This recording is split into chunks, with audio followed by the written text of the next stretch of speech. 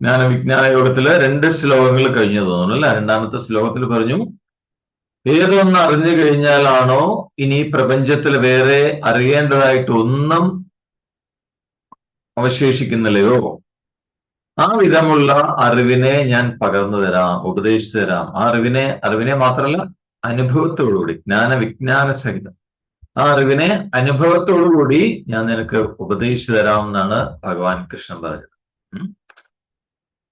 വിജ്ഞാനത്തോട്. അപ്പൊ ഈ ലോകത്തില് അങ്ങനെ ഒരു അറിവുണ്ടോ എന്നൊരു സംശയം വരാം അല്ലെ. അങ്ങനെ ഒരു അറിവുണ്ടെങ്കിൽ എന്തുകൊണ്ടാണ് എല്ലാവർക്കും അത് നേടാൻ പറ്റാത്ത, ആ അറിവ് കിട്ടുന്നില്ല? അവിടെയാണ് നമ്മൾ നിർത്തിയത് എന്നല്ല അല്ല, ഓർമ്മ അവിടെയല്ലേ നിർത്തിയത്? അവിടെ നിർത്തിയത്. എന്തുകൊണ്ടാണത് എല്ലാവർക്കും നേടാൻ സാധിക്കുന്നില്ല? ഇതിനുള്ള ഉത്തരമാണ് അടുത്ത ശ്ലോകത്തിൽ പറയുന്നത്. വളരെ മനോഹരമായ ശ്ലോകമാണ് അടുത്തത് പറയാൻ പോകുന്നത്. അതാണ് 3-ാമത്തെ ശ്ലോകം. ചൊല്ലിക്കോ.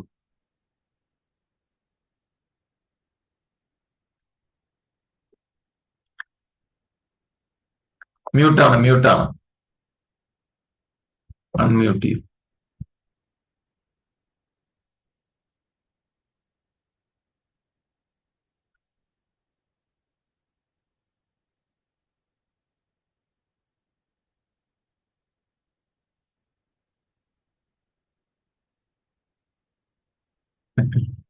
അൺമ്യൂട്ട് ചെയ്തോളൂ. കേൾക്കാമോ സർ? കേൾക്കാം. മനുഷ്യാണാം സഹസ്രേഷു കശ്ചിത് യതതി സിദ്ധയേ യതതാമപി സിദ്ധാനാം കശ്ചിന്മാം വേത്തി തത്വതഃ. ഇതാണ് അതിന്റെ കാരണം പറയുന്നത്. എന്തുകൊണ്ട് എല്ലാവർക്കും ഇത് കിട്ടുന്നില്ല, അതിന്റെ കാരണമാണ് പറയുന്നത് അല്ല. മനുഷ്യാണാം സഹസ്രേഷു കശ്ചിത് യതതി സിദ്ധയേ യതതാമപി സിദ്ധാനാം കശ്ചിൻ മാം വേത്തി തത്വതഃ. മനുഷ്യാണാം സഹസ്രേഷു, ആയിരക്കണക്കിന് മനുഷ്യന്മാരില്, ആയിരക്കണക്കിന് ആളുകളില്, കശ്ചിത് ഒരാളായിരിക്കും, സിദ്ധയെ യതതി എന്ന് പറഞ്ഞാൽ ആ പുരുഷാർത്ഥമായ, പരമപുരുഷാർത്ഥമായ മോക്ഷത്തിന് വേണ്ടി പ്രയത്നിക്കുന്നത് ഒരാളെ ഉണ്ടാവുള്ളൂ എന്നാണ്. 1000-ൽ ഒരാളെ പ്രയത്നിക്കുന്നുണ്ടാവുള്ളൂ എന്നാണ് പറയുന്നത്. 1000-ൽ ഒരാളെ അതിനുവേണ്ടി പ്രയത്നിക്കുന്നുണ്ടാവും. ഇനി അങ്ങനെ പ്രയത്നിക്കുന്ന ആളുകൾ യതതാം സിദ്ധാനാം അഭി, അങ്ങനെ പ്രയത്നിക്കുന്ന അനേകം സിദ്ധന്മാരില് കശ്ചിത് ഒരാളായിരിക്കും മാം തത്വതാവിധി, എന്നെ സർവത്ര സമസ്ഥിതനായി യഥാർത്ഥത്തിൽ അറിയുന്ന ഒരാളായിരിക്കും എന്നാണ്. അതാണ് കാരണം. ആയിരക്കണക്കിന് മനുഷ്യന്മാരില് 1000-ൽ ഒരാളെ ഉണ്ടാവുള്ളൂ ഇതിനു വേണ്ടി പ്രയത്നിക്കുന്ന ആളുകൾ. അപ്പൊ അങ്ങനെ പ്രയത്നിക്കുന്ന ആളുകളിൽ തന്നെ ഒരാളായിരിക്കും എന്നെ ശരിക്കും യഥാർത്ഥത്തിൽ അറിയുന്നത് എന്നാണ്. എല്ലാറ്റിലും നിറഞ്ഞിരിക്കുന്ന എന്നെ അറിയുന്നത്, എല്ലാറ്റിലും നിറഞ്ഞിരിക്കുന്നതായിട്ട് എന്നെ അറിയുന്നത് ഒരാളെ ഉണ്ടാവുള്ളൂ എന്നാണ്. കശ്ചിൻ മാം വേത്തി തത്വ. അപ്പൊ ഇന്ന് എന്താ മനസ്സിലാവുന്നത്? ഈ ഒരു ബ്രഹ്മാനുഭവം അല്ലെ, അദ്വയമായ ബ്രഹ്മാനുഭൂതി എന്ന് പറയുന്നത് അത്ര എളുപ്പമല്ല എന്നാണ് പറയുന്നത്. അത്ര എളുപ്പത്തിൽ കിട്ടില്ല എന്ന് പറഞ്ഞാൽ, ഇത് നേടാൻ സാധിച്ച ആ ബ്രഹ്മാനുഭവം നേടിക്കഴിഞ്ഞാൽ ജീവിതത്തിന്റെ പരമമായ സത്യമാണ് അതോടുകൂടി വെളിപ്പെട്ട് കിട്ടുന്നത്.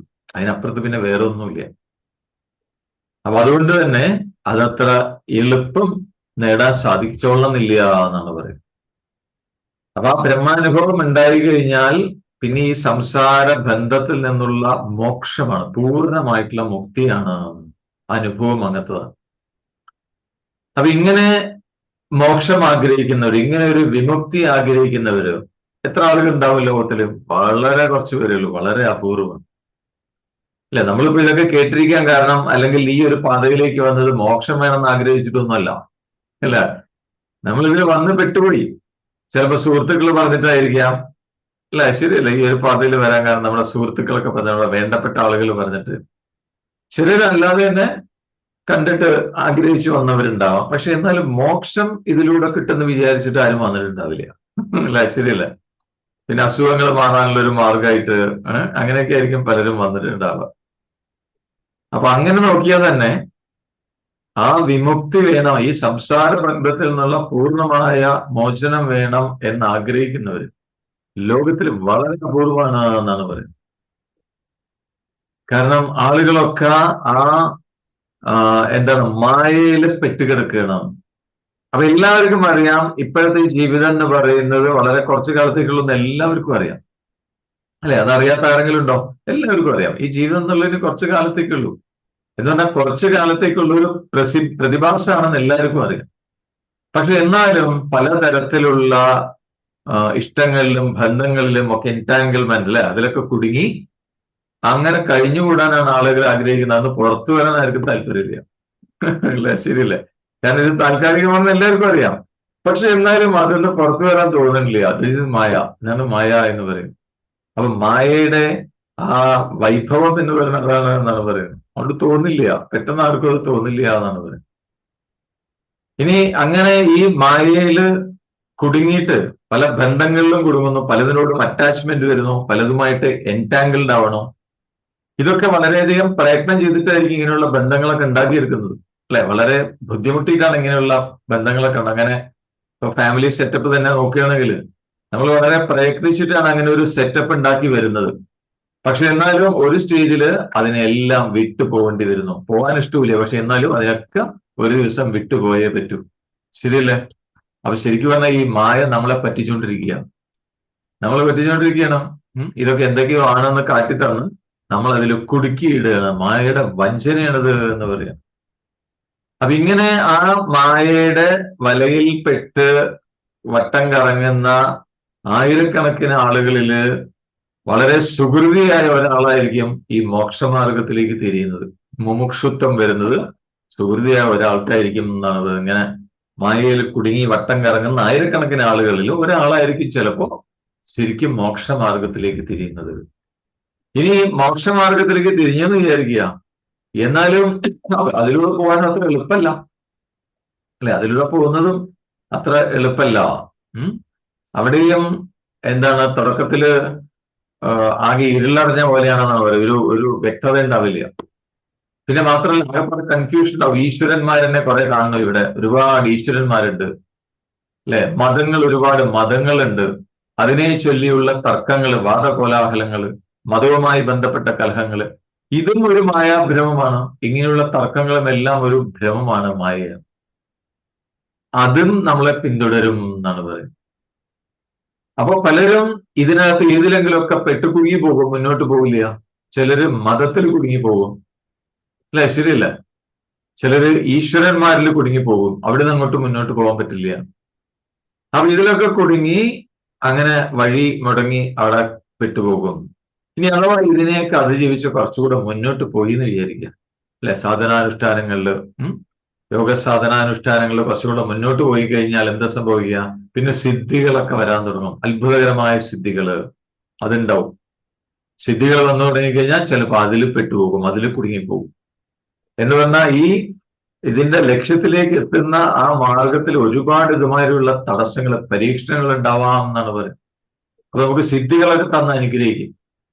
അപ്പൊ ആ സിദ്ധികളിൽ നമ്മൾ കുടുങ്ങിപ്പോയി കഴിഞ്ഞാൽ പിന്നെ മുന്നോട്ട് പോകാൻ പറ്റില്ല. അതേപോലെ ചിലപ്പോ ധാരാളം സമ്പത്ത് ഉണ്ടായി എന്ന് വരാം. ഈ മാർഗത്തിൽ മുന്നോട്ട് പോകുന്നവരും സമ്പത്ത് ധാരാളം ഉണ്ടായി എന്ന് വരാം.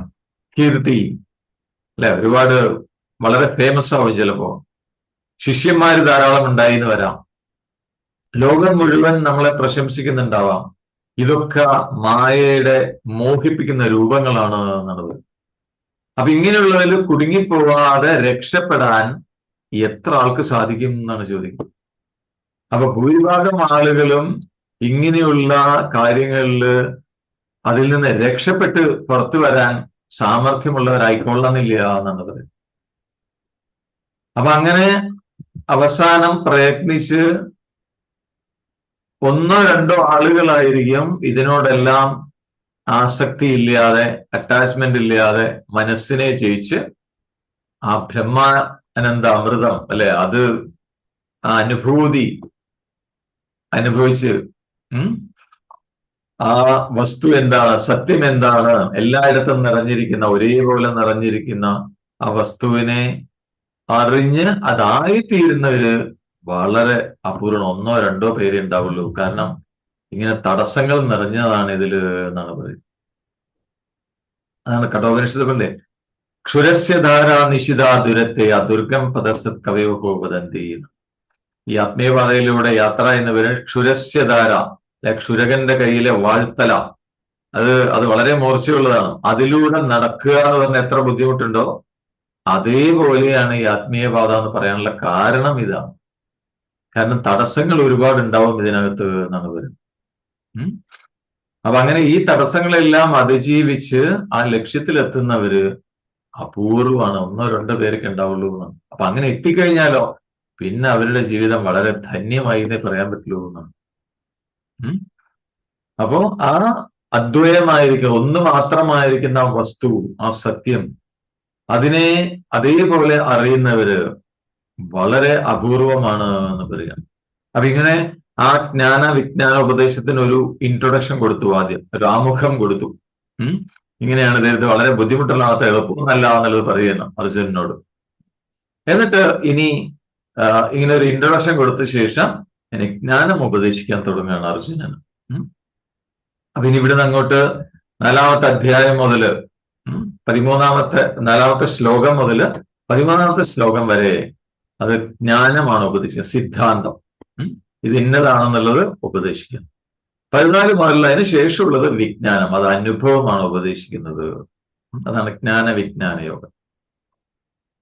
അപ്പൊ ആദ്യം ബ്രഹ്മത്തിനെ ബേസ് ചെയ്തല്ല, ബ്രഹ്മത്തിനെ അടിസ്ഥാനമാക്കി സൃഷ്ടി നടത്തുന്ന ബ്രഹ്മശക്തി അല്ലെ, അതാണ് പ്രകൃതി. ബ്രഹ്മശക്തി തന്നെയാണ് ഈ പ്രകൃതി എന്നത്.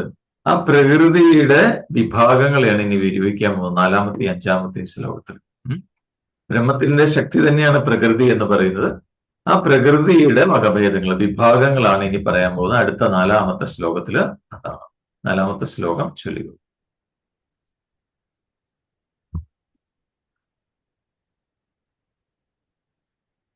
നാലാമത്തെ ശ്ലോകം ചൊല്ലിക്കോളൂ.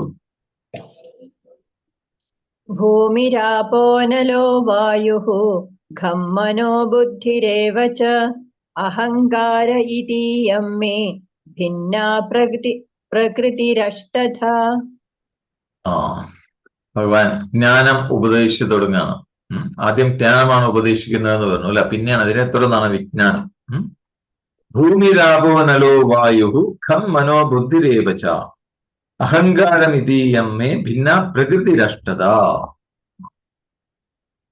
അപ്പോ പ്രകൃതി എന്ന് പറഞ്ഞാൽ ഈ പ്രപഞ്ചത്തിന്റെ രൂപത്തില് പ്രത്യക്ഷത്തിൽ നിൽക്കുന്ന എന്റെ ഈ പ്രകൃതി തന്നെ, അതെന്റെ പ്രകൃതി തന്നെയാണ്. അത് ഏതൊക്കെയാണെന്നുള്ളതാണ് അതിന്റെ വകഭേദങ്ങളാണ് പറയുന്നത് ആ പ്രപഞ്ചമായിട്ട് നിൽക്കുന്നത്. അപ്പൊ പ്രപഞ്ച രൂപത്തില് പ്രത്യക്ഷത്തില് കണ്ടുകൊണ്ടിരിക്കുന്ന ആ പ്രപഞ്ചം എങ്ങനെയുണ്ടാ ചോദിച്ചു കഴിഞ്ഞാൽ എന്റെ പ്രകൃതി തന്നെ. അതെങ്ങനെയാണ്? പ്രകൃതിയില് പഞ്ചഭൂതങ്ങള് അല്ലെ, അതിനെക്കുറിച്ച് പറയണ്ട. ഭൂമി, ജലം, അഗ്നി, വായു, ആകാശം, ഇതിന്റെയൊക്കെ തന്മാത്രകളുണ്ട്, സൂക്ഷ്മ തന്മാത്രകൾ.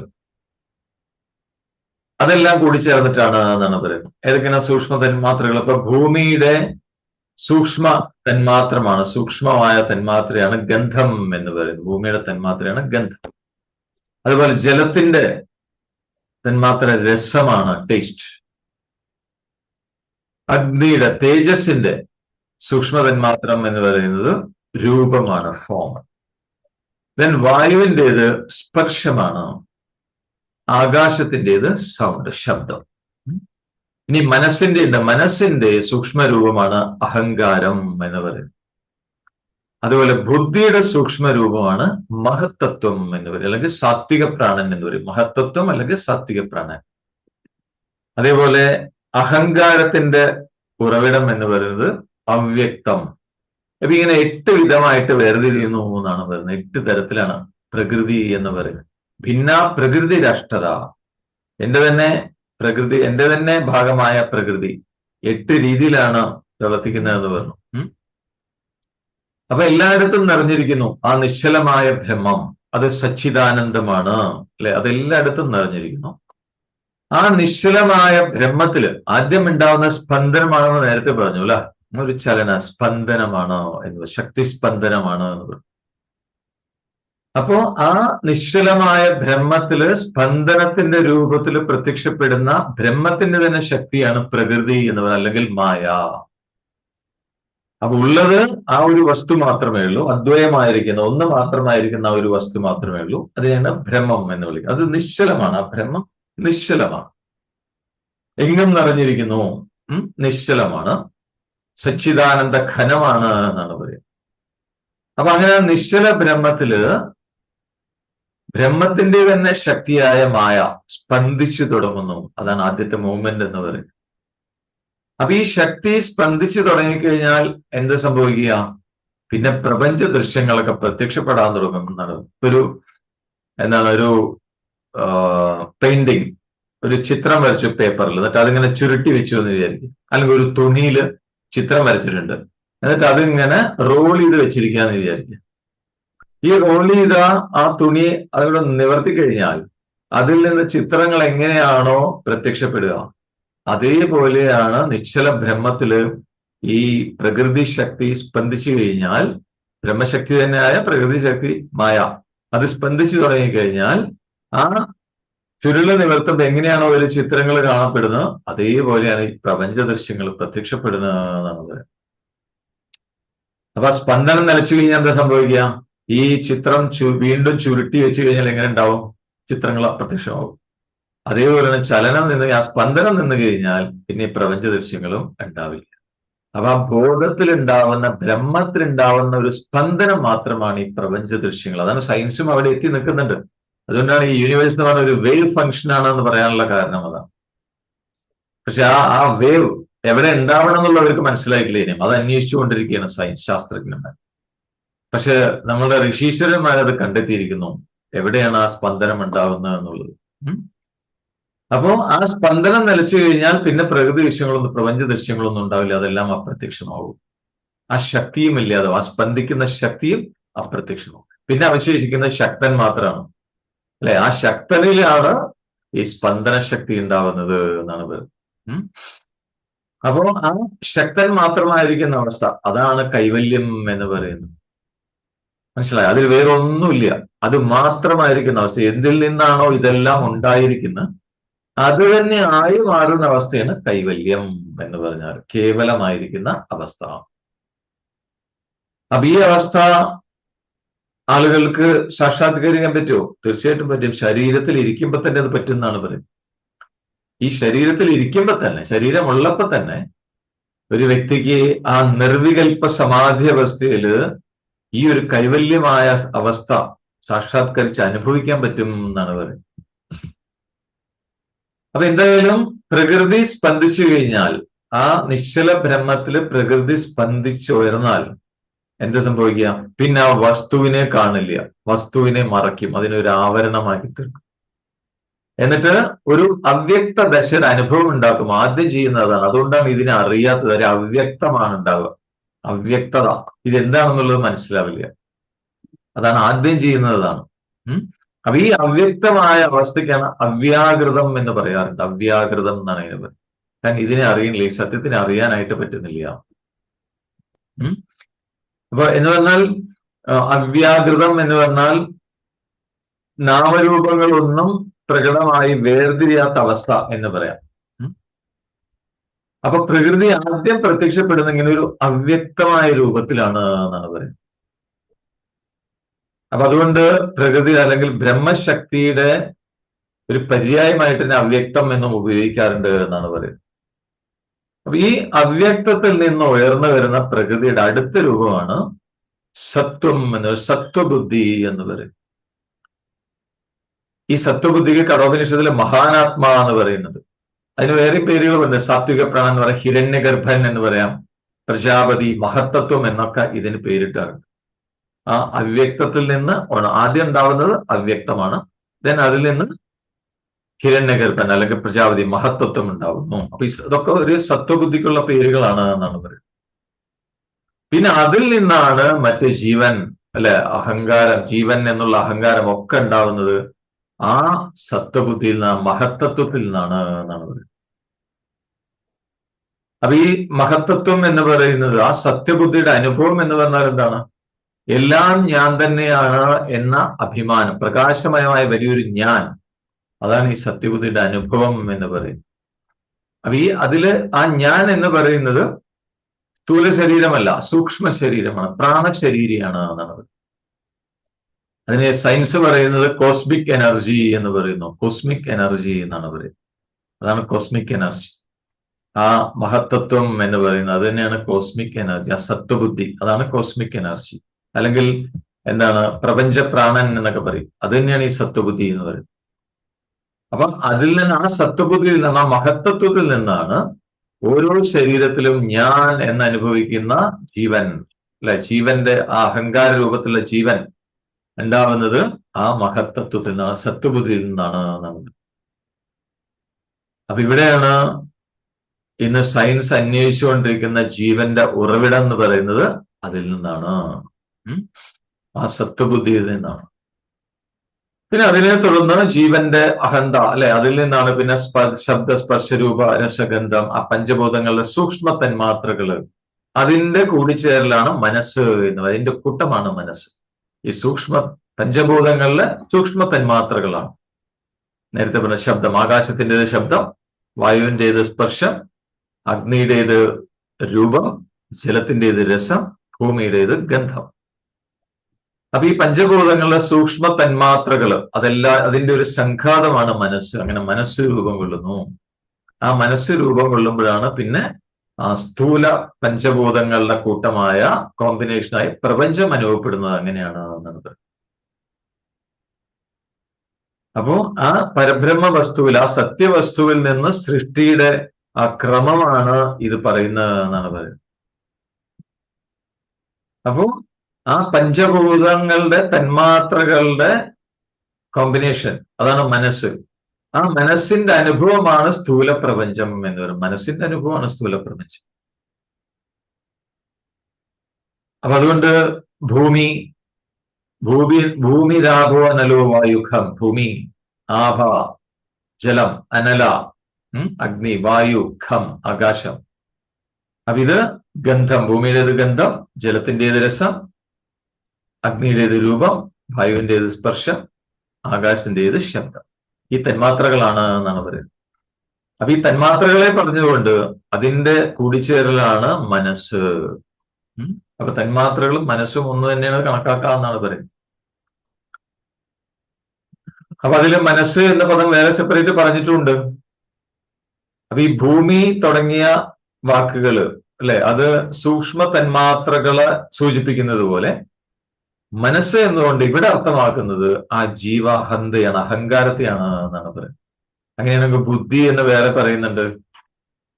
അത് സത്വബുദ്ധിയാണ്, അല്ലെങ്കിൽ മഹത്വത്വത്തെയാണ് ഗ്രഹിപ്പിക്കുന്നത് എന്നാണ് പറയുന്നത്. അപ്പൊ അഹങ്കാരം എന്നതുകൊണ്ട് ആ തുടക്കത്തിലുള്ളത്, അല്ലെ, ആദ്യമുണ്ടായ അവ്യക്തം എന്നുണ്ടല്ലോ, അത് അഹങ്കാരത്തിന്റെ മുഴുവൻ ഉറവിടമാണ് അവ്യക്തം എന്നാണ്. അപ്പൊ അവിടെ ആദ്യം പറഞ്ഞ അഹങ്കാരം അതിനെയാണ് സൂചിപ്പിക്കുന്നത്, അവ്യക്തത്തെയാണ് എന്നാണ്. അപ്പൊ ആ മഹത്തത്വത്തില് വലിയ അഹങ്കാരം, അതിനോട് ചേർന്ന വലിയൊരു അഹങ്കാരം, പിന്നെ ഓരോ ജീവനിലുമുള്ള ചെറിയ അഹങ്കാരങ്ങൾ, ഇതൊക്കെ അവ്യക്തത്തിലാണ് ലയിച്ചു കിടക്കുന്നത് എന്നാണ് പറയുന്നത്. ഒരു ഭക്ഷണത്തില്, നമ്മൾ കഴിക്കുന്ന ഭക്ഷണത്തില് വിഷം കലർന്നു കഴിഞ്ഞാൽ പിന്നെ നമ്മൾ അതിനെ ഭക്ഷണം എന്ന് പറയില്ല, അതിന് വിഷം എന്നേ പറയുള്ളൂ, അല്ലെ, മൊത്തത്തിൽ വിഷം എന്നാണ് പറയുന്നത്. അതേപോലെ ഈ അഹങ്കാരം ഒളിഞ്ഞിരിക്കുന്ന അവ്യക്തത്തെ അഹങ്കാരം തന്നെ വിളിക്കും എന്നാണ് പറയുന്നത്. അപ്പോ ബ്രഹ്മശക്തിയായ പ്രകൃതി എന്ന് പറയുന്നത് ബ്രഹ്മത്തിന്റെ ശക്തി തന്നെയാണ്. അതിന്റെ 8 വകഭേദങ്ങളാണ് നേരത്തെ പറഞ്ഞത്. എന്താണ്? ഒന്ന്, ആദ്യത്തേത് അവ്യക്തം, ആദ്യം ഉണ്ടാവുന്ന അവ്യക്തം, പിന്നെ അതിൽ നിന്ന് മഹത്തത്വം, അഹങ്കാരം, പിന്നെ സൂക്ഷ്മ തന്മാത്രകളും, ശബ്ദം, സ്പർശം, രൂപം, രസം, ഗന്ധം, ഇങ്ങനെ 8 പ്രകൃതിയാണ് എന്നാണ് പറയുന്നത്. അപ്പൊ ഈ പറഞ്ഞ 8 പ്രകൃതികള് ബ്രഹ്മത്തിന്റെ അപരാപ്രകൃതി എന്നാണ് അതിന് പറയും, അപരാപ്രകൃതി. അപ്പൊ ജീവനെ പരാപ്രകൃതി എന്ന് തുടർന്ന് പറയാണ് അടുത്ത ശ്ലോകത്തില്. അതിനെക്കുറിച്ചാണ് പറയാനായിട്ട് പോകുന്നത്. അപരാപ്രകൃതി എന്നാണ്, പരാപ്രകൃതി എന്നാണ്. 5ാമത്തെ ശ്ലോകത്തില്, 5ാമത്തെ ശ്ലോകം ചൊല്ലിക്കോ. അപരേയമിതസ്ത്വന്യാം പ്രകൃതിം വിദ്ധി മേ പരാം ജീവഭൂതാം മഹാബാഹോ യേദം ധാര്യതേ ജഗത്.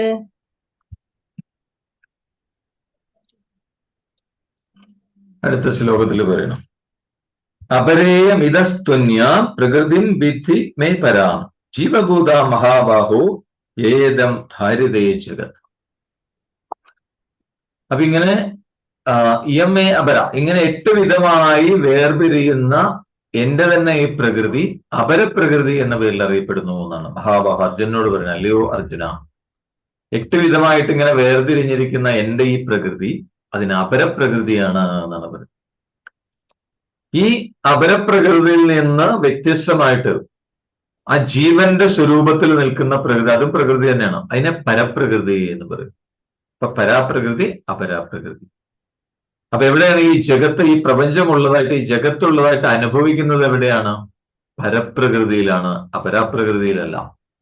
പരപ്രകൃതിയിലാണ് ഉള്ളതായിട്ട്. എന്ന് പറഞ്ഞാൽ ജീവനിലാണ്, ആ ജീവസ്വരൂപത്തിലാണ് ഈ ജഗത്ത് ഉള്ളതായിട്ട് അനുഭവപ്പെടുന്നത്.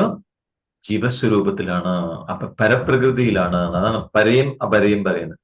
അപ്പൊ അപരാന്ന് പറഞ്ഞ വാക്കിന് അർത്ഥം തന്നെ താണത് എന്നൊരർത്ഥമുണ്ട്, അല്ലെങ്കിൽ അപകൃഷ്ടം എന്നൊക്കെ പറയുക. അപരക്ക് പരാശബ്ദത്തിന് ഉയർന്നത് അല്ലെങ്കിൽ ഉത്കൃഷ്ടമായത് എന്നൊരർത്ഥമുണ്ട് എന്ന് പറയും. അപ്പൊ ഈ 8ആയി വിഭജിക്കപ്പെട്ടിരിക്കുന്നത് ഏത് പ്രകൃതിയാണോ? പരമാത്മാവിന്റെ തന്നെ ജഡപ്രകൃതിയാണ് എന്നാണ് പറയുന്നത്. അത് നേരത്തെ സൂചിപ്പിച്ചല്ലോ. പരമാത്മ തത്വത്തില് ആദ്യം ഉണ്ടാവുന്ന സ്പന്ദനം, ശക്തി സ്പന്ദനം, അത് തന്നെ ജഡമാണ് എന്നാണ്. ചൈതന്യം എന്ന് പറയുന്നത് ആ ബ്രഹ്മവസ്തു, അതാണ്. അതിൽ നിന്നുണ്ടാവുന്നൊക്കെ ജഡമാണ്. അപ്പോ ആ 8ആയി വിഭജിക്കപ്പെട്ടിരിക്കുന്നത് ജഡപ്രകൃതിയാണ് എന്നാണ് പറയുന്നത്. അപ്പൊ ഈ 8 ഭാഗങ്ങളായിട്ട് തിരിയുന്ന, 8 തരത്തില് വേർപിരിയുന്ന ആ ജഡപ്രകൃതി കൂടിച്ചേർന്നിട്ടാണ് ഈ പ്രപഞ്ച ഘടകങ്ങളെല്ലാം രൂപം കൊണ്ടിരിക്കുന്നത് എന്നാണ് പറയുന്നത്. പ്രപഞ്ച ഘടകങ്ങളിലൊക്കെ ബോഡി, ശരീരം ഉണ്ടായിരിക്കുന്നത് ഈ 8 ജഡപ്രകൃതികൾ ചേർന്നിട്ടാണ് എന്നാണ്.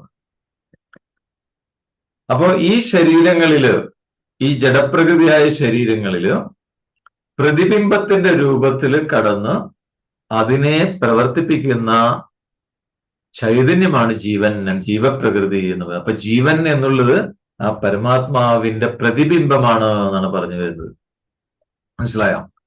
പിടികിട്ടിയോ? ഇത് അതിന്റെ അപരാപ്രകൃതി, ശരീരമൊക്കെ അതിന്റെ ഭാഗമാണ്, അപരാപ്രകൃതിയാണ്. പക്ഷെ ആ ശരീരത്തിൽ ഉള്ള ജീവൻ എന്ന് പറയുന്നത്, ജീവപ്രകൃതി എന്ന് പറയുന്നത് ആ പ്രതിബിംബ രൂപത്തിൽ പരമാത്മാവിന്റെ തന്നെ ആ അനന്തമായ ചൈതന്യത്തിന്റെ പ്രതിബിംബ രൂപത്തിലാണ് ഇത് കടന്നിരിക്കുന്നത്. ഈ ജീവൻ അതിന്റെ പ്രതിബിംബമാണ് എന്നാണ് പറയുന്നത്. അപ്പൊ ഈ ജഡപ്രകൃതി എന്ന് പറഞ്ഞാൽ അതിന് സ്വയമേവ ഒന്നും അറിയാനും പറ്റില്ല, പ്രവർത്തിക്കാനും പറ്റില്ല, അല്ലെ? ശരീരത്തില് ജീവനില്ലെങ്കിൽ ശരീരം കൊണ്ടൊന്നും ചെയ്യാൻ പറ്റില്ല. ശരീരത്തിന്റെ അടുത്ത് നമ്മൾ പോയാൽ ശരീരത്തിൽ നമ്മളെ അറിയാൻ പറ്റില്ല, അല്ലെ? ആ ശരീരം നമ്മളോട് സംസാരിക്കില്ല. നേരെ വെച്ച് ഇതൊക്കെ ചെയ്യുന്നത് എപ്പോഴാണ്? ജീവൻ അതിനകത്ത് ഉണ്ടാവുമ്പോഴാണ്. എന്ന് പറഞ്ഞാൽ പരമാത്മാവിന്റെ പ്രതിബിംബം അതിനകത്ത് ഉണ്ടാവുന്നത് കൊണ്ടാണ് ശരീരത്തിന് പ്രവർത്തിക്കാനായിട്ട് സാധിക്കുന്നത്. അല്ലെങ്കിൽ അതിന് പ്രവർത്തിക്കാൻ പറ്റില്ല. അതുകൊണ്ടാണ് ഈ ജഡപ്രകൃതി അപര അല്ലെങ്കിൽ അപകൃഷ്ട എന്ന് പറയുന്നത്, താണത് എന്ന് പറയാനുള്ള കാരണം അതാണ്. അപ്പൊ അങ്ങനെ സ്വയമേവ അറിയാനോ പ്രവർത്തിപ്പിക്കാനോ കഴിവുള്ളത് കൊണ്ട് ജീവപ്രകൃതിയെ പര, അത് ഉത്കൃഷ്ടമായത്. അപ്പൊ ജീവൻ ഉത്കൃഷ്ടമാണ്, ജഡം അപകൃഷ്ടമാണ് എന്നാണ് പറയുന്നത്. അപ്പൊ ഈ ഇതിൽ നിന്ന് എന്താ മനസ്സിലാവുന്ന? ഈ ശരീരങ്ങളൊക്കെ എല്ലാ രൂപങ്ങളും ജഡമാണ് എന്ന് പറയുന്നത്, അല്ലെ? പ്രപഞ്ചത്തിലെ എല്ലാ രൂപങ്ങളും, അത് മനുഷ്യ ശരീരം മാത്രമല്ല, എല്ലാ രൂപങ്ങളും എന്തൊക്കെ ഇവിടെ കാണപ്പെടുന്നുണ്ടോ അത് മുഴുവൻ ജഡമാണ് എന്ന് പറയും. അപ്പൊ ആ ജഡശരീരങ്ങളിലൊക്കെ ചൈതന്യമുണ്ട്. അപ്പൊ ചൈതന്യം എങ്ങനെയാണ് അതിൽ നിലനിൽക്കുന്നത് ചോദിച്ചു കഴിഞ്ഞാൽ, ഇപ്പൊ വെള്ളത്തില് സൂര്യന്റെ റിഫ്ലക്ഷൻ കാണുന്നുണ്ട്, സൂര്യന്റെ പ്രതിബിംബം നമ്മൾ ജലത്തിൽ കാണുന്നുണ്ട്. അതേപോലെയാണ് ഈ ജഡശരീരങ്ങളിലൊക്കെ ആ ചൈതന്യത്തിന്റെ പ്രതിബിംബമായ ജീവൻ റിഫ്ലക്ഷൻ ആണ് എന്നാണ് പറയുന്നത്, പ്രതിബിംബമാണ് എന്നാണ് പറയുന്നത്. അപ്പോ എങ്ങനെയാണ് പിന്നെ ഓരോ ശരീരത്തിൽ എന്ത് അളവിൽ വ്യത്യാസം വരുന്നത് ചോദിച്ചു കഴിഞ്ഞാൽ, ഇപ്പൊ സൂര്യൻ ഉദിച്ചു നിൽക്കുന്നു, വെള്ളം, കുറെ പാത്രങ്ങളിൽ വെള്ളം വെച്ചിട്ടുണ്ടെന്ന് വിചാരിക്കുക. ഒരു പാത്രത്തിൽ നല്ല ശുദ്ധമായ ജലം വെച്ചിരിക്കുന്നു, വേറൊരു പാത്രത്തിൽ കുറച്ച് ചളിയൊക്കെ കലർന്ന വെള്ളം വെച്ചിരിക്കുന്നു. അങ്ങനെ കലർന്ന വെള്ളം ഓരോ പാത്രത്തിൽ ഉണ്ടെന്ന് വിചാരിക്കുക. അപ്പൊ ഈ സൂര്യന്റെ റിഫ്ലക്ഷൻ ഓരോ വെള്ളത്തിലും ഓരോ രീതിയിലൊക്കെ കാണാം. മനസ്സിലാവുന്നുണ്ടോ? ശുദ്ധമായ ജലത്തിൽ നന്നായിട്ട് പ്രകാശിച്ചുകൊണ്ടിരിക്കും, വേറെ ചളി കലർന്നതിലോ മങ്ങിയിട്ടായിരിക്കും, ചിലവിൽ പ്രകാശം ഉണ്ടാവില്ല. മനസ്സിലാവുന്നുണ്ടോ? ഇങ്ങനെയാണ് ഓരോ ശരീരത്തിലും ഈശ്വര ചൈതന്യം വ്യത്യസ്തമായ അളവില് കാണപ്പെടുന്നത്. അതുകൊണ്ടാണ് എന്നാണ് പറയുന്നത്. അപ്പൊ ശുദ്ധമായ ജലം പോലെ ശുദ്ധമായി കഴിഞ്ഞാൽ അതിനകത്ത് പ്രതിബിംബം വളരെ ശക്തമായിരിക്കും എന്നാണ് അതിൽ സൂചന. അപ്പൊ സൂര്യന്റെ ആ ഒരു ഗുണം അല്ലെങ്കിൽ പ്രകാശം വെള്ളത്തിന്റെ ക്വാളിറ്റി അനുസരിച്ച് ആ പ്രതിബിംബിക്കുന്ന സൂര്യനിലെ വ്യത്യാസം വരും. ചിലതിൽ ശക്തമായിരിക്കും, ചിലതിൽ കുറവായിരിക്കും. അതേപോലെയാണ് ആ പരമാത്മാവിന്റെ ഗുണങ്ങളായ അറിവ്, ആനന്ദമൊക്കെ അത് ഏത് ശരീരത്തിനും അതിനാശ്രയമായിരിക്കുന്ന ശരീരത്തിന്റെ സ്വഭാവം അനുസരിച്ച് ആ ജീവപ്രകൃതിയിൽ കൂടിയും കുറഞ്ഞും കാണും എന്നാണ് വരുന്നത്. ഇപ്പൊ മനസ്സിലായോ എന്തുകൊണ്ടാണ് ചിലരിൽ ഇത് കൂടുതലായിട്ട് കാണപ്പെടുന്നത്, എന്തുകൊണ്ട് ചിലരിൽ ഇത് തീരെ കാണുന്നില്ല, എന്തുകൊണ്ട് ചിലരിൽ ഇത് മങ്ങിയ രീതിയിൽ കാണപ്പെടുന്നു? അതിന് കാരണം ഇതാണ്. ഉള്ളില് ക്ലിയർ അല്ലെങ്കിൽ അതിനനുസരിച്ച് അത് റിഫ്ലക്ഷൻ ഉണ്ടാവുള്ളൂ പുറത്തേക്ക്. ക്ലിയർ? പിടികിട്ടിയോ? അപ്പൊ ഈ ജഡവും ജീവനും പരസ്പരം കണക്റ്റഡ് ആണ്. അതെപ്പോഴും പരസ്പരം കണക്റ്റഡ് ആണ്. കാരണം ജീവന് പ്രതിബിംബമാണ് ജീവൻ എന്ന് പറഞ്ഞു. അപ്പൊ പ്രതിബിംബമായ ജീവന് ജഡം ആവശ്യമാണ്, അല്ലെങ്കിൽ പ്രവർത്തിക്കാൻ പറ്റില്ല. ജഡം ആവശ്യമാണ്. അതേപോലെ തന്നെ എന്താണ്, ആ ജഡത്തെ ഉണ്ടെന്ന് അറിഞ്ഞനുഭവിക്കാൻ പ്രതിബിംബമായ ജീവൻ ഇല്ലെങ്കിൽ ജഡവും ഇല്ലാതാവും. ഇതാണിത്. പരസ്പരം ആശ്രയിച്ചാണ് നിലനിൽക്കുന്ന. ജീവനും ജഡവും പരസ്പരം ആശ്രയിച്ചുകൊണ്ടാണ് മുന്നോട്ട് കൊണ്ടുവരുന്നത്. അപ്പൊ ജഡം എന്ന് പറഞ്ഞു കഴിഞ്ഞാൽ അത് സ്വയമേവ ഉണ്ട് എന്നുള്ള അനുഭവം ഇല്ലാത്തതാണ് ജഡം എന്ന് പറയുന്നത്. അപ്പൊ അതുകൊണ്ടാണ് ഈ ജഡമായിരിക്കുന്ന ജഗത്തിനെ, ലോകത്തെ ഉണ്ടെന്ന് അറിഞ്ഞ് അനുഭവിക്കുന്നത് ആരാണ്? ജീവപ്രകൃതിയാണ് എന്ന് ഭഗവാൻ എടുത്തു പറഞ്ഞിട്ടുണ്ട്. അപ്പോ മായയാണ് ഇതെല്ലാം ഉണ്ടാക്കുന്നത് നേരത്തെ പറഞ്ഞു. അപ്പൊ മായ ഉണ്ടാക്കുന്ന ഈ ജഡ ജീവ ജഗത്ത്, ഇത് രണ്ടും കൂടി ചേർന്ന ജഗത്ത്, അതിന് പരമാത്മാവിനോട് നേരിട്ട് യാതൊരു ബന്ധവുമില്ല എന്ന് സൂചിപ്പിക്കുന്നുണ്ട്. പരമാത്മാവായിട്ട് നേരിട്ട് യാതൊരു ബന്ധവുമില്ല എന്ന് പറഞ്ഞാൽ ഈ ജഡ ജീവ പ്രകൃതികള് പരമാത്മാവിന് യാതൊരു ദോഷവും വരുത്തുന്നില്ല എന്നാണ്. ഇവിടെ എന്തൊക്കെ സംഭവിച്ചു കഴിഞ്ഞാലും അതിനെ അതൊന്നും, കാരണം അതിന്റെ റിഫ്ലക്ഷൻ മാത്രമാണ് ഇവിടെ. മനസ്സിലാവുന്നുണ്ടോ? റൈറ്റ്. അപ്പോ സൂര്യപ്രകാശം, സൂര്യൻ എങ്ങനെ ജ്വലിച്ചുകൊണ്ട് നിൽക്കുന്നു, പാത്രത്തിൽ വെള്ളം വെച്ചിട്ടുണ്ട്. ആ പാത്രത്തിനെ നമ്മളൊന്ന് ഇറക്കി കഴിഞ്ഞാൽ ആ വെള്ളത്തിൽ സൂര്യൻ ഇളകിക്കൊണ്ടിരിക്കും. പക്ഷെ യഥാർത്ഥ സൂര്യൻ അനങ്ങുണ്ടോ? ഇപ്പൊ മനസ്സിലായോ ഗുരുജി പറഞ്ഞതിന്റെ അർത്ഥം? പുറമെ എന്തൊക്കെ കോലാഹലങ്ങൾ ഉണ്ടായാലും അതൊന്നും നിങ്ങളുടെ ഉള്ളിന്റെ ഉള്ളിലുള്ള ആ സത്യത്തിനെ ബാധിക്കുന്നില്ല എന്ന് പറയാറില്ലേ? അതിന് കാരണം ഇതാണ്. അത് ഇങ്ങനെയാണ്, ഈ ഉദാഹരണത്തിലൂടെയാണ് അത് പറയുന്നത്. അപ്പൊ അതിന് യഥാർത്ഥത്തിലുള്ള ചൈതന്യത്തെ, സത്യത്തിന് യാതൊരു മാറ്റവും സംഭവിക്കുന്നില്ല. ആ റിഫ്ലക്ഷനിലാണ് മാറ്റം സംഭവിക്കുന്നത്. അപ്പൊ പരമാത്മാവിൽ യാതൊരു ദോഷവും വരുത്താതെ ആണ് മായയുടെ ഈ സൃഷ്ടി സ്ഥിതി സംഹാരങ്ങളൊക്കെ. അപ്പൊ ആ സത്യത്തിന് യാതൊരു മാറ്റവും ഇല്ല എന്നാണ് പറയുന്നത്. അപ്പൊ ഈ ബന്ധങ്ങളൊക്കെ ആർക്കുണ്ടാവുന്നത് ചോദിച്ചു കഴിഞ്ഞാൽ ഈ ജഡവുമായി സമ്പർക്കത്തിൽ ഏർപ്പെട്ടിരിക്കുന്ന ജീവനാണ് എല്ലാ ബന്ധങ്ങളും അനുഭവിക്കുന്നത്. മനസ്സിലായോ? അപ്പൊ ജീവന് ആ ജഡവുമായിട്ടുള്ള സമ്പർക്കം വിട്ടുകഴിഞ്ഞാൽ, പിന്നെ ആ ബ്രഹ്മത്തിന്റെ പ്രതിബിംബമായ ജീവനും പ്രതിബിംബത്വം തന്നെ പോവും. എന്നിട്ട് അതിലേക്ക് ലയിച്ചു ചേരും. അതാണ് മോക്ഷം എന്ന് പറയുന്നത്. പിടികിട്ടിയോ? ഇപ്പൊ വെള്ളത്തിലെ സൂര്യൻ, നേരത്തെ പറഞ്ഞ പോലെ അതേ ഉദാഹരണം തന്നെ. വെള്ളത്തിൽ നമ്മൾ സൂര്യനെ കണ്ടുകൊണ്ടിരിക്കുന്നു. അപ്പൊ വെള്ളം അങ്ങോട്ട് ഒഴിച്ചു കളഞ്ഞാൽ എന്തായി? പിന്നെ അതിൽ സൂര്യനില്ല. പിന്നെ സൂര്യൻ എവിടെ? ഒറിജിനൽ സൂര്യനാണോ?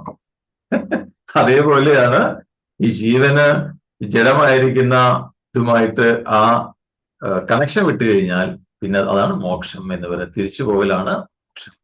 അപ്പൊ ഇങ്ങനെ പ്രകൃതിയെ അപര പര എന്ന് വേർതിരിച്ച് കാണിച്ചു. ഇനി എല്ലാ പ്രപഞ്ചത്തിലെ എല്ലാ ഘടകങ്ങളും ഈ രണ്ട് പ്രകൃതികൾ കൂടിച്ചേർന്നുണ്ടായതാണ്. പരാപ്രകൃതി അപരാപ്രകൃതി രണ്ടും കൂടി കൂടിച്ചേർന്നുണ്ടായതാണെന്ന് ഇനി തുടർന്ന് ഭഗവാൻ പറയണം. അത് നമ്മൾക്ക് നാളെ നോക്കാം, അടുത്ത സെഷനിൽ നമ്മൾക്ക് നോക്കാം. ഓക്കെ, വളരെ ഇൻട്രസ്റ്റിംഗ് അല്ലേ? ആണോ? യെസ്. ഓക്കെ, കണ്ണുകൾ അടച്ചു വെക്കാം. Close your eyes. കണ്ണുകൾ അടഞ്ഞിരിക്കുന്നു, നട്ടെല്ല് നിവർന്നിരിക്കട്ടെ. കൈകൾ മടിമേൽ മലർത്തി വെക്കാം. ദീർഘമായ ശ്വാസം എടുക്കാം. സാവകാശം പുറത്തേക്ക് വിടാം. കൈകൾ അയഞ്ഞിരിക്കുന്നു, തോളുകൾ അയഞ്ഞിരിക്കട്ടെ.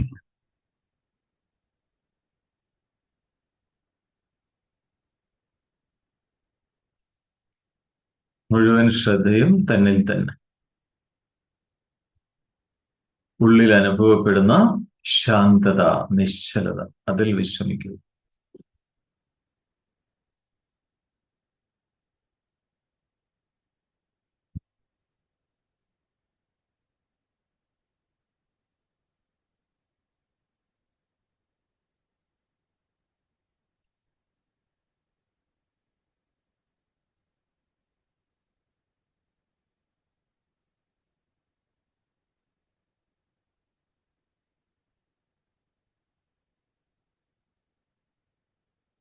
ഓം സം സമിദ്ധ്യുവസി വൃഷന്നഗ്നേ വിശ്വാനര്യ ഇളസ്പദേ സമിധ്യസേ സനോ വസൂന്യാഭരാ സംഘച്ഛധ്വം സംവദധ്വം സംവോമനാംസി ജാനതാം ദേവാഭാഗം യഥാ പൂർവേ സഞ്ജാനാനാ ഉപാസത്തെ സമാനോ മന്ത്രഃ സമിതിഃ സമാനീ സമാനം മനഃ സഹ ചിത്തമേഷാം സമാനം മന്ത്രമഭിമന്ത്ര ഏവ സമാനേന വോഹവിഷാ ജുഹോമി സമാനീവ ആഹൂതിഃ സമാനാ ഹൃദയാനി വഹ സമാനമസ്തു വോ മനോ യഥാ വസ്സു സഹാസതി നമോ ബ്രഹ്മണേ നമോ അസ്ത്വഗ്നയേ നമഃ പൃഥവ്യേ നമഃ ഓഷധീഭ്യഃ നമോ വാചേ നമോ വാചസ്പതയേ നമോ വിഷ്ണവേ ബൃഹദേ കരോമി. ഓം ശാന്തി ശാന്തി ശാന്തി.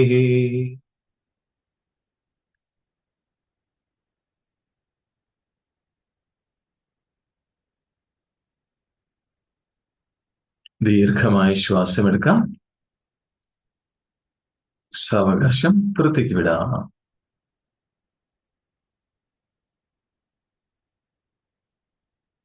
സ്വന്തം ശരീരത്തിലേക്കും ചുറ്റുപാടുകളിലേക്കും ശ്രദ്ധ കൊണ്ടുവന്നുകൊണ്ട് പൂർണ്ണ തൃപ്തിയോടുകൂടി വളരെ സന്തോഷപൂർവം സാവകാശം കണ്ണുകൾ തുറക്കാം.